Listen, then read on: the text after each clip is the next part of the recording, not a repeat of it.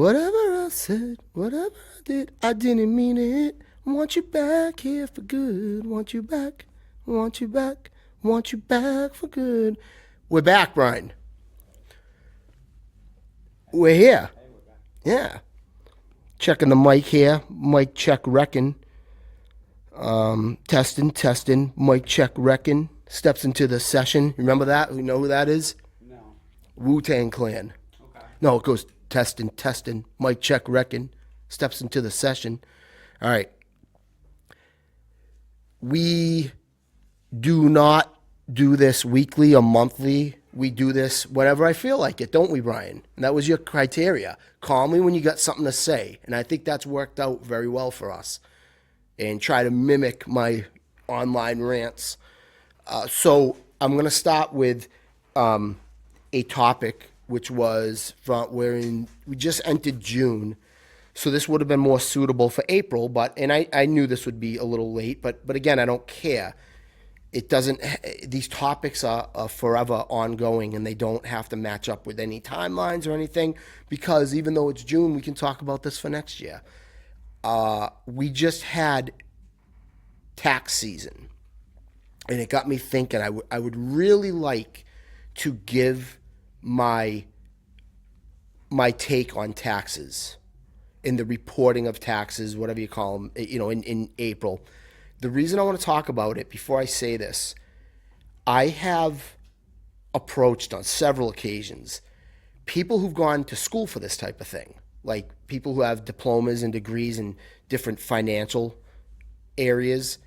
And every time we've had this debate, I've approached them, and we get to a point where they don't know what to say, where they're kind of like, yeah, you're right, it is messed up. And they admit it to me. So it's another one of these cases where, like, everybody knows this is crazy, but we're going to do it anyway.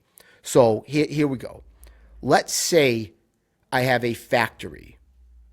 And in this factory, let's say I make, let's keep it fun, keep it funny. I make Skittles, okay? I'm on a planet where you have to have Skittles to live. And I make these Skittles. What if I came up to you, I went up to everybody, I did this with everybody on this planet where people need Skittles. And I tell everybody, or I tell you, Brian, or whoever else, I say, look, this is what I'm going to do. Once a week, I'm going to give you a bag of Skittles. And I run the Skittle factory. I know what it costs to make the Skittles. I know what it costs to pay the workers in the Skittle factory. I know everything. I also know what I need from you. I know what the price of these Skittles should be, so that I cover my expenses and make profit, whatever. But I'm not going to tell you what it costs me to make. I want you to guess. I want you to guess what you think the Skittles. I know the answer, but I'm not going to tell you. Okay? And I want you to keep a record throughout the entire year of every bag of Skittles I give you every week. It's a lot of Skittles. I want you to keep track of every single one of them. In fact, I want you to count how many Skittles are in each bag. They're all going to have different ones, and that's going to factor too. Okay? Did I give you some this week, some that, because in your mind, you're going to kind of say, well, there were more this week, less that week. And that's, some weeks it might have taken more to make them than other weeks. And then once a year, I'm going to have you report to me. And you're going to guess.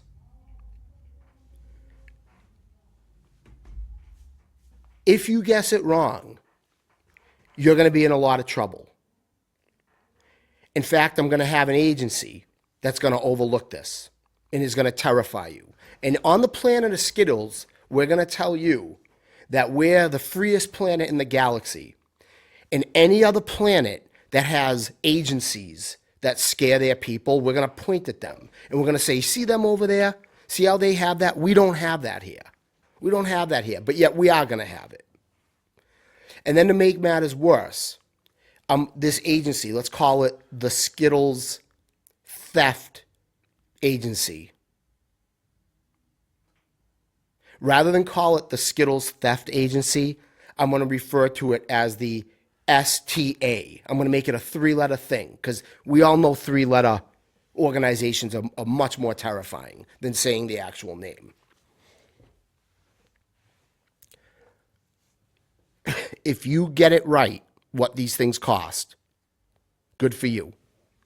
If you get it wrong, you're going to be in trouble. If you overestimate and give me too much money, I'm going to give it back. We're just going to play a game. Rather than just telling you what it costs, we're going to play this game. Oh, you give me the money, I'll give it back to you. Just waste everybody's time. When the whole time, all I had to do was just tell you what it cost.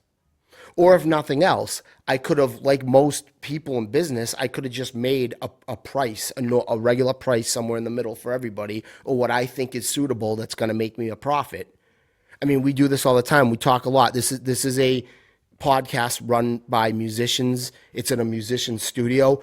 As musicians, we do this all the time. We have a merchandise table. Imagine if someone came up to the table and they said, "What's the shirt cost?" I said, "Well, what do you think it costs?"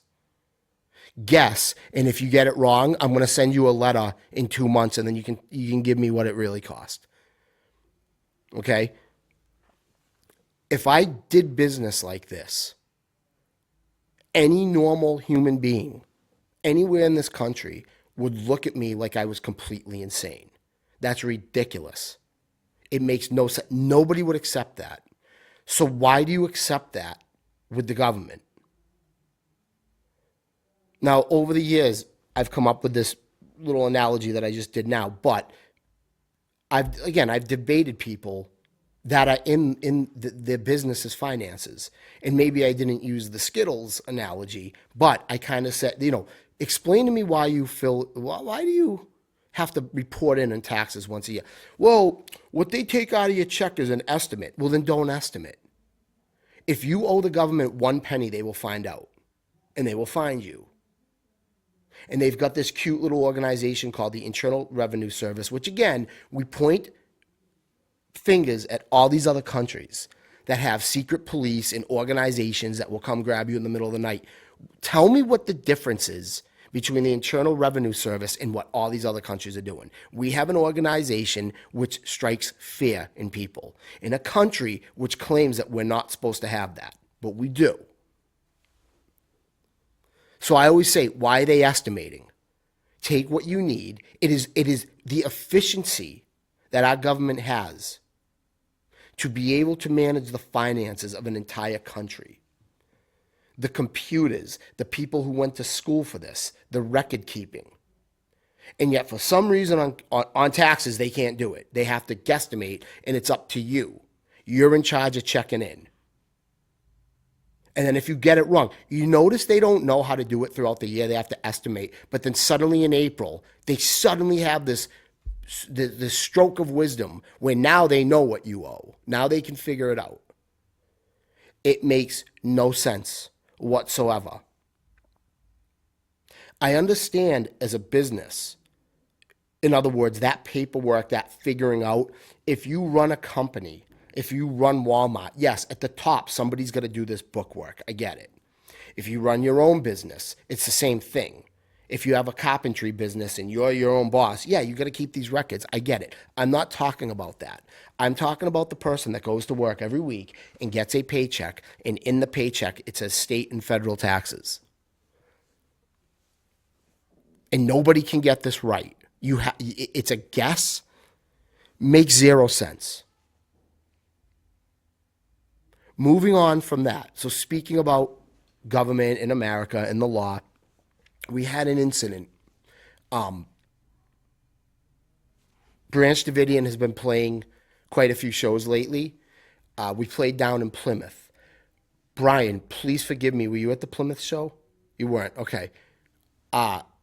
We did a show, and at the end of the night, apparently the irony was I got on stage and I said, hey, at the end of the night, this whole place is going to look like a Czechoslovakian checkpoint.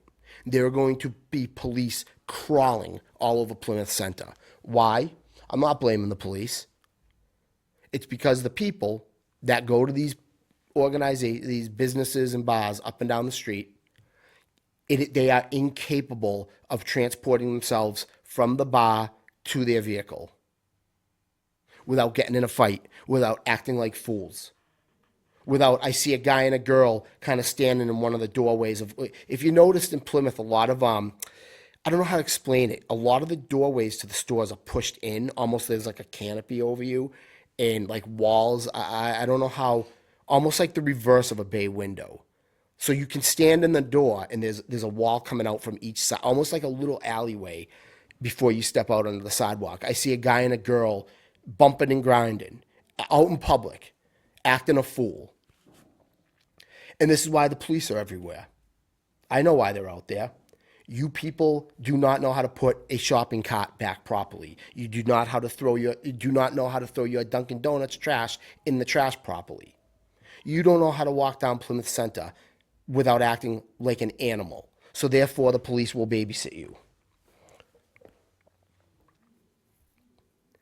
I know I have more friends that are gang members, drug dealers, criminals, and it's hilarious. You go on like Instagram, you go on all the social media.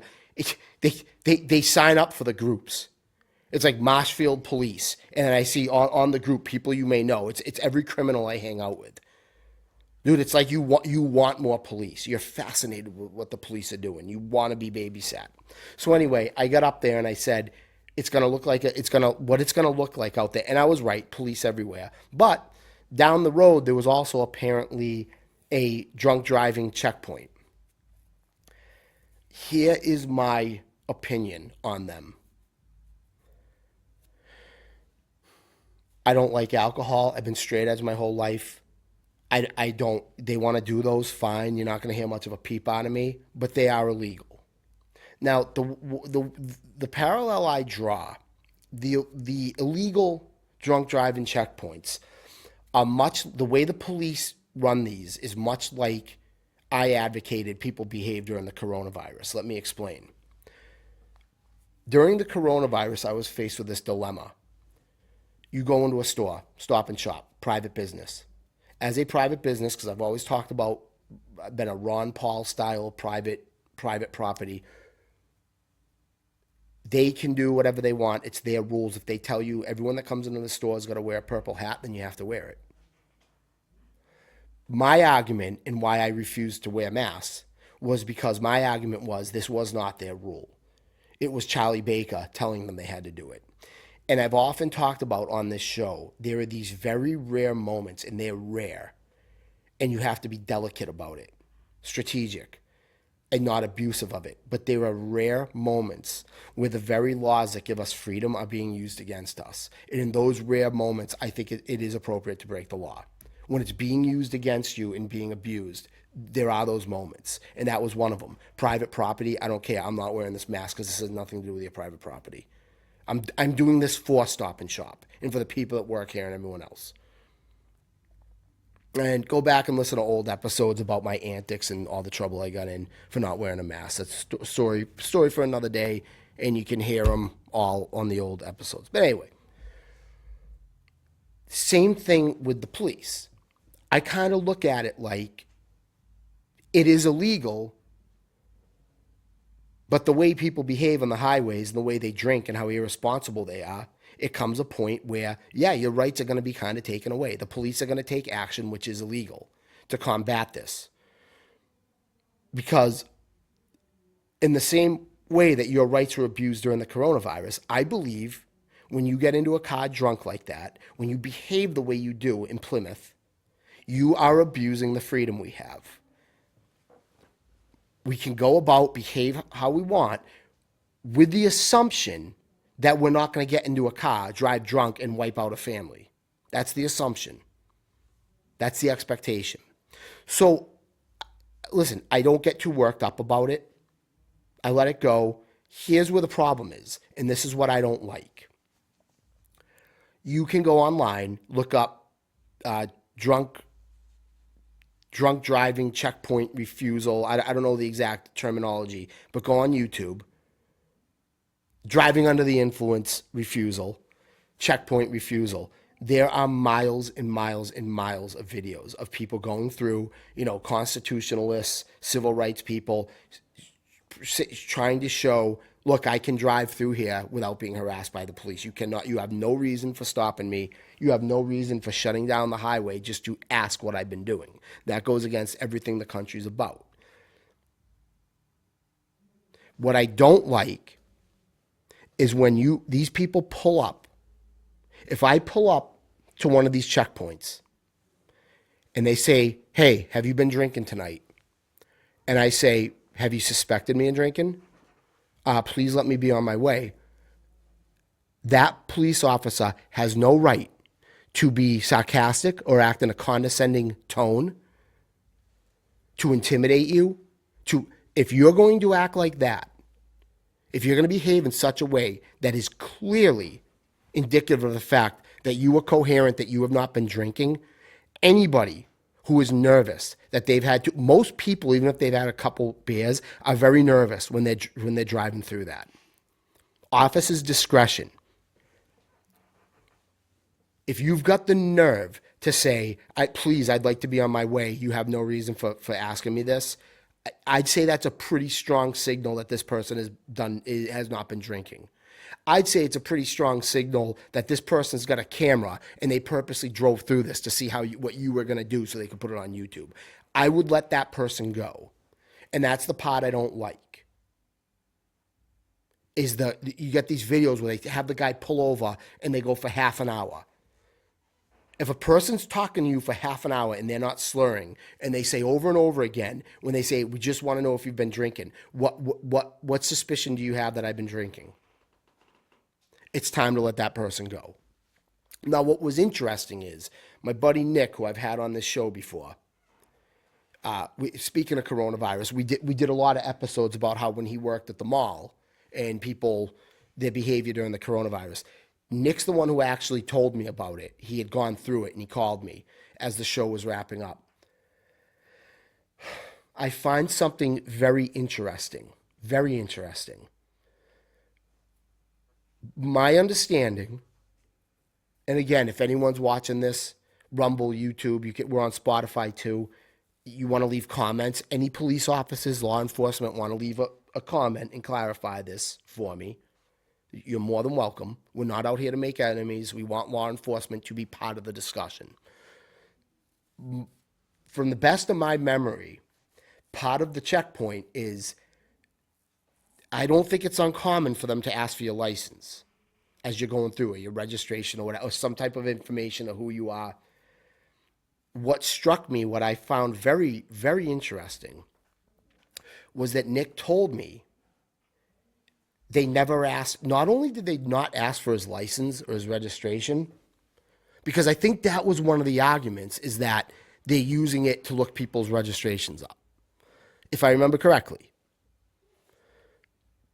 Nick also said they were unusually polite. Hey, we're just out here seeing if, again, sharp contrast from the YouTube videos of 10 or 15 years ago. The intimidation, the condescending speech, which I've always said that does more damage to the people's perceptions of the police than any unjustified murder could ever do. And it struck me, and I asked Nick a lot of questions. I found it amazing that they didn't ask for anything like that, and he said they were very polite. I also noticed the way they worded it. They didn't really ask him if he'd been drinking. They just kind of said, hey, we're out here seeing if people are drinking, trying to keep people safe. The point I'm making is this. I believe that these organizations, these movements that have stood out against these checkpoints, I believe they've been working, they've been effective. I think the way the police handled that checkpoint in Plymouth is indicative of people standing up and questioning these checkpoints. And again, I don't want to be the bad guy. I don't want to see people. Look, hey, man, if they caught people that were drunk, great, good for them. I'm not even telling them not to do it. It's kind of like,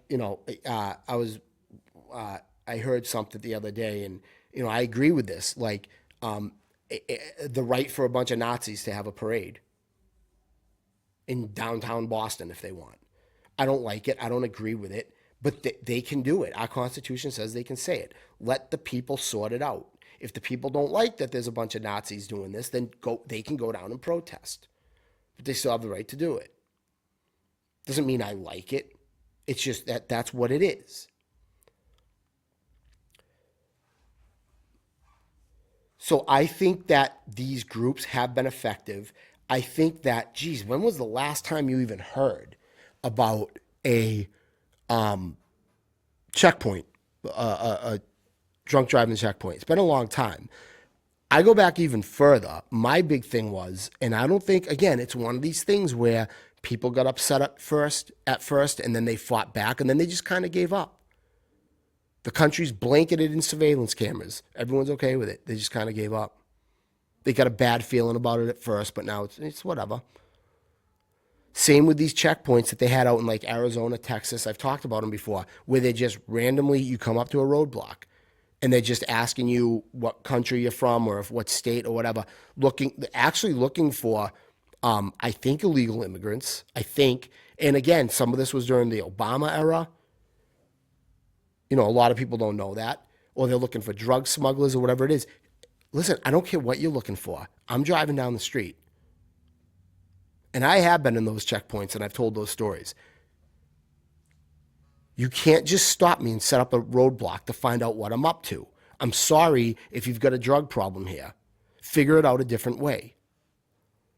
I pull up. Hey, what state are you from? Plates say Massachusetts, don't they? Sir, we're sorry. We're just trying to... I don't care what you're trying to do. This is illegal. So that's with the checkpoint. That's what I want to mention, that one on the other night. And then I want to get into this, because this is something that has been also kind of going on for a while. I'm not above debating people online. I like it. I think, I don't consider myself a keyboard warrior. I'm not someone that's causing problems and then running away or not willing to face people. It's got nothing to do at all. I think it's a good forum for debating and for spreading ideas. And sometimes I get involved in it. And this is a debate that I've had many times with people. Again, talked about in this show several times. The influence of pop culture on people, on children, the shaping of our culture by the entertainment industry. The entertainment industry has a huge influence on us, whether it's make-believe or not, or whether we want to believe it or not. So here's the thing that I've been debating with people, that I've been getting kind of arguments online. And there's actually people that have found out about this show from debating me. Okay? So I shout the show up. I shout the show out. I tell people all the time, if you want to go, look, we had this debate. You want to hear more about what I'm about? Here, go listen to this. Go listen to that. So I'm not, I have no problem doing that. And I mentioned it in case there are people that have met me online that are listening to this right now. The newest person, the focus of my attention has been Sabrina Carpenter.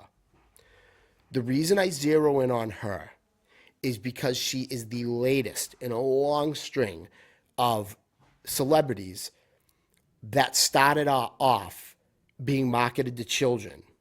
And then as they grow up with the child, as they switch from acting to singing, and I can go on and on about this. Britney Spears, Miley Cyrus, Hannah Montana, Smiley Miley, Fergie for Black Eyed Peas. She was on Kids Incorporated. For any of you that remember that, it's kind of an obscure show. Ariana Grande, she was on, I forget the name of the show. I remember when she was on it, but she was on one of them Nickelodeon Disney shows. The name of it's escaping me right now. And now you've got Sabrina Carpenter, the latest. Sabrina, because of her connection with the young people, we have had situations where there have been 9-year-old girls at her show. 9, 10, 11, 12. And The parents bring the kid to the show, and then she's doing sexually explicit dance routines and this, and the parent. Let me get into this deep. The first thing that I'm attacked with immediately is Sabrina Carpenter is not the child's parent. It's up to the child. I mean, excuse me, it's up to the parent. I'm a little tongue-tied today. It's up to the parent. Let me pick that apart. First of all, you're right. You're right. If anyone thinks I'm arguing that, they're wrong. Sabrina Carpenter is not your child's parent, and she's not responsible. Okay?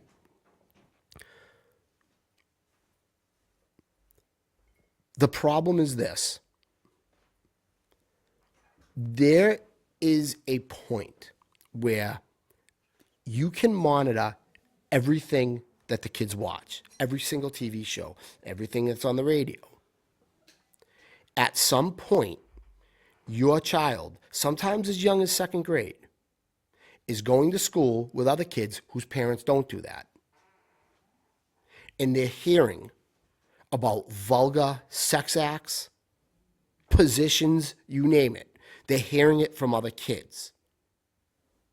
The parents the backs of the parents are against the wall.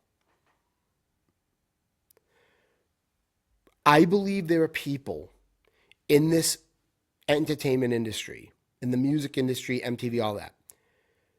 They know the influence they have on the culture. And that exceeds whatever the parents can do. So in other words, it doesn't matter what you do, you make the right decisions, you watch your kid like a hawk. When every corner of society is telling them to sleep with as many people as possible and get an abortion to make it go away, at some point, you cannot protect your kid from all of that. And people will say, well, what, you want the whole world to behave like your values? No, I don't. But there was a time in this country when there was an understanding that kids should not be exposed to lyrics that explain different sexual scenarios to them. There was a great understanding. It's like I was saying with the drunk driving earlier. Everyone gets a license. Everyone has that freedom. And now people are drinking and driving and abusing it. It's the same thing. We have freedom of speech. We can say and do and create whatever music we want. And that was with a huge agreement at the beginning of this country that we weren't going to have Rihanna talking about eating cake, eat my cake at 12 in the afternoon on a pop station geared towards kids. The assumption was that that type of thing wasn't going to happen. Sabrina Carpenter is going to be in the new Rapunzel movie. That movie is geared towards kids. Now, you may say it's up to the parent whether or not to bring the kid to the movie or whatever. 100% you're right. But the problem is this. There are people in that industry that are doing everything they can to work against the parents, to influence every corner of society. Meaning, all right, you got these parents that watch everything the kids watch. They don't let them hear Sabrina Carpenter. So this is what we'll do. We'll have Sabrina Carpenter on the cover of a magazine with some quote, sexually explicit quote, and then it'll be down low near the Choo-Choo and the Clifford books for the little kids that are learning to read. And they can see that, and it's right in front of their face. That's the problem, is that those people know that, and they're undermining you. Sabrina Carpenter is not the parent. She is not responsible for those kids being at that show. But how does she sleep at night knowing there are kids that young in the audience? I'm not faulting her for the parents that bring the kids to the show. They shouldn't be there. Those are inept parents. But I don't get how you walk around and say, well, they shouldn't have been here. That's the parents' fault. But I'm still going to mimic this sex act. Look, if I was Sabrina Carpenter, if I was in that position, take again my musical endeavors. A lot of people don't know this. I don't have vulgarities in my, as vicious as our music is, as deep and serious as the topics are, believe it or not, I keep it clean because I know metal music tends to have a lot of young kids in the audience. I am not responsible for what kids come to the shows or listen to my music. I am not their parent. I don't believe I'm their parent. I believe it's uh, the parent's responsibility to monitor. But I know those kids are going to be there. It's happening more and more and more, and the kids are getting younger. I know it's not my responsibility, but I can't sleep at night if I know I did something that influenced that kid to do something bad. I just can't do it. And I don't know how these people stomach them. I don't know how she can see that those little kids are in the audience and it doesn't bother her one bit. I know it's the parents' responsibility, but when they put her in the Rapunzel movie, that is them trying to target kids. It doesn't make it right what the parents do, or what the parents don't do, I guess I should say. But that also doesn't make what they're doing right either. It's not morally sound. They know that they're targeting kids. They know that they are trying to bring this country into the gutter. And the shield they hide behind is, don't look at me. I'm not the parent. Don't look at me. I'm not. At what point are people walking down the street, pulling their pants down, exposing themselves to kids, and then just saying, sorry, the kids shouldn't have been outside? At what point do we get to that? Because that's kind of where we're heading with that mentality. We're on a more milder version of that. Okay, I'm going to get into this last topic. This topic, and this angers people when I say this, it doesn't really interest me. I know it's a push button topic. I don't talk about it a lot because I don't think the topic should be whether or not they interest me is not a reflection of their importance. Okay, so it's actually I think it's kind of shallow of me to say, well, I don't speak up about it because it doesn't interest me. But that can also be related to, I don't know if I should say anything because I haven't really studied it because I don't. So I'm going to get into this. The big topic around here, you see it every day. It's on social media. It's on the immigration. Okay, what does ICE stand for? I don't even know. Immigration, whatever. I don't even pay attention. Everything's these 3-letter words. Like I said before, it's a lot scarier to say ICE than to say whatever it is the thing stands for. This is how little I care about this. I couldn't even tell you what ICE stands for. So here we go on this topic. I said for years and years and years, for decades, I told people, listen, I don't know what's going on in this country. I don't know whether it's gang members or whatever, but it's a shame. Because there are a lot of people, even people that snuck into the country illegally, that are good people and were just trying to escape whatever horrific conditions had taken place in their country that inspired them to get out of there.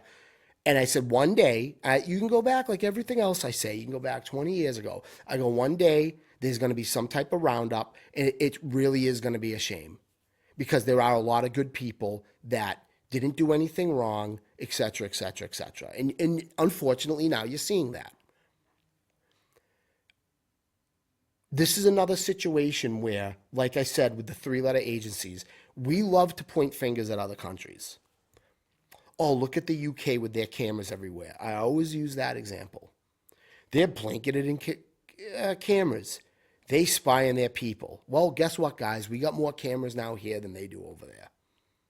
In fact, we modeled our surveillance system after theirs.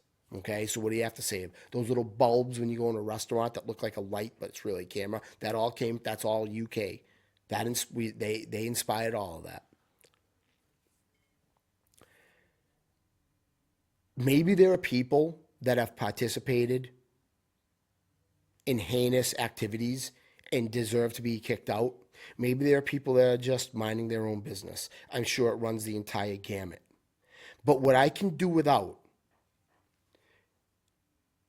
is the attire in the gear where these police or ICE or whatever you call them, agents, are walking around dressed like terrorists. I can do without it. Again, we look at other countries. Look at these other countries. Their police wear ski masks. Their police are scary looking. Well, guess what? We have that now, don't we? don't we? I can do without the ski masks and the covered faces. And I completely understand. Some of it is if you're rounding up a gang member and you don't want retaliation for your family or whatever, I get it. There has got to be a better way to cover their faces. The technology and the money that they have, you can wear a tinted helmet, a helmet with a tinted shield over it if you have to. Look like Cobra Commander. Anything. But these where they're just letting them make their own mask and looking, it's disgusting. You look like you're going to rob a bank. I can do without it. I don't care what your motives are or what your opinions are on illegal immigration, pro and con. Even if you're 100% for this and you think that everybody that's being arrested deserves it, we can do, if you're a conservative and you're a constitutionalist, we can do without this. And you should know better. Cut it out with the thug attire and clothing. We are above this as a country. And no, I don't have a lot to say on it, and maybe we can do an episode one day. I've got friends that have lots of different opinions about it. And, like everybody else, my family is not from here. I'd say the vast, vast majority of people that live here, their family is not from here. And I was recently watching some History Channel stuff about the Native American tribes. It is wild what this country did to them.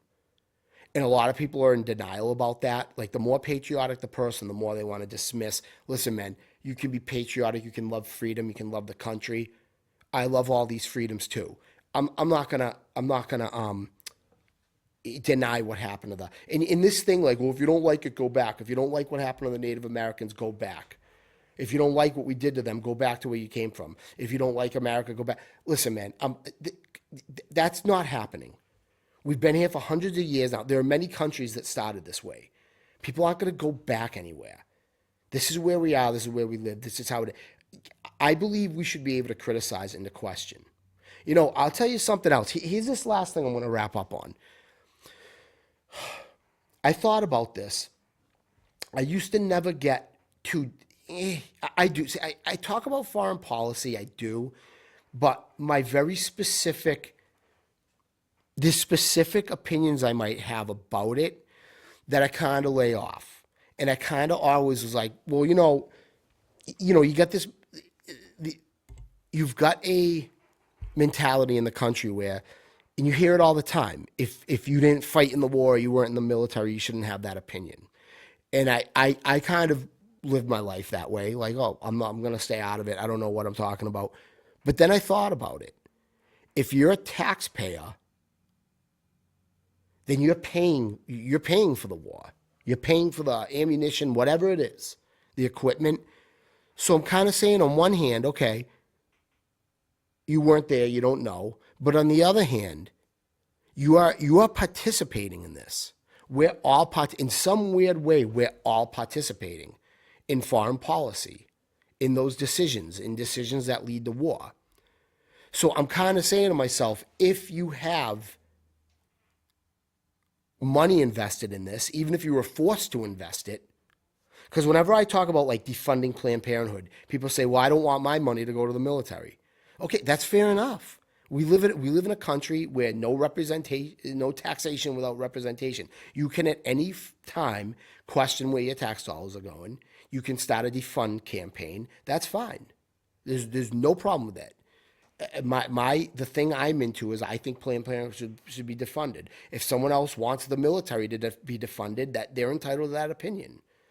But I kind of finally said to myself, and I heard other people say this over the years, but it didn't really click.